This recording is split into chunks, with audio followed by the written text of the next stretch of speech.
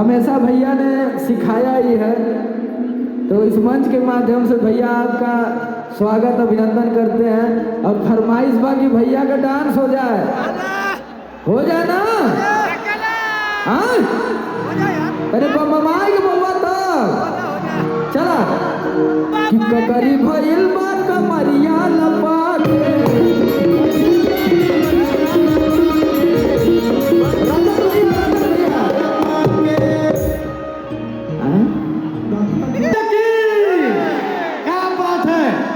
भैया कितना सम्मान मिल जाए अपने क्षेत्र में, अपने जिला जवान में आके जो सम्मान मिला कहीं नहीं। हमारे भोजपुरी इंडस्ट्री के रियल कनाई, रियल लाइफ के भी असली सुपरस्टार है समर भाई। एक बार जोरदार ताली। आप लोग भोजपुरी के फिल्म और ढेला बाबा के नाम से जो प्यार डाली, बहुत बहुत धन्यवाद।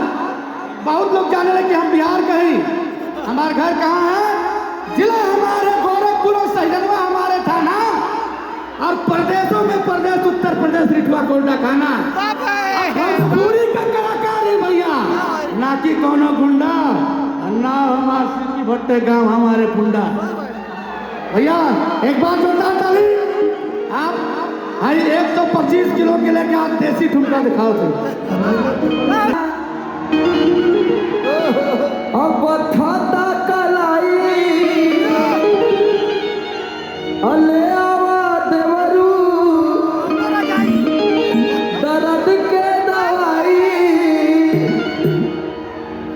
और की सूत गईली सैया सरदिया चपा के।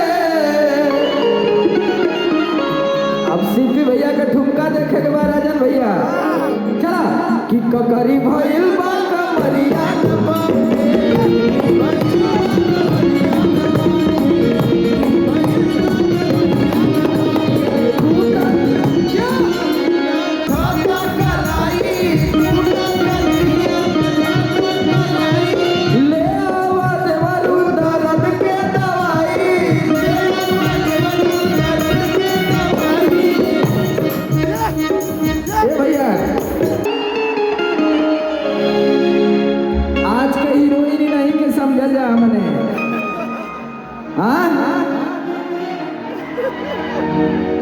कि मैं छमिया छल छबीली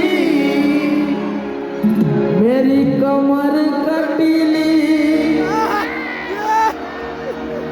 हमारा ऐसन झटका ना जाई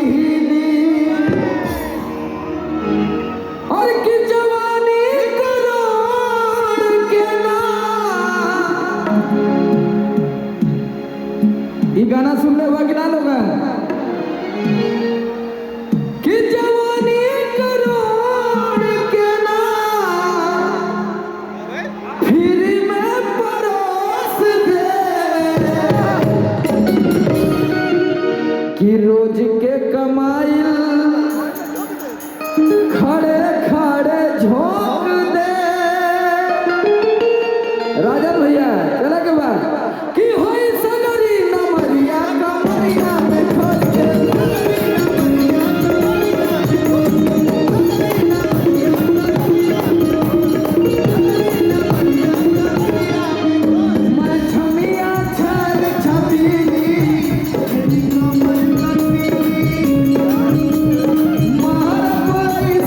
झटका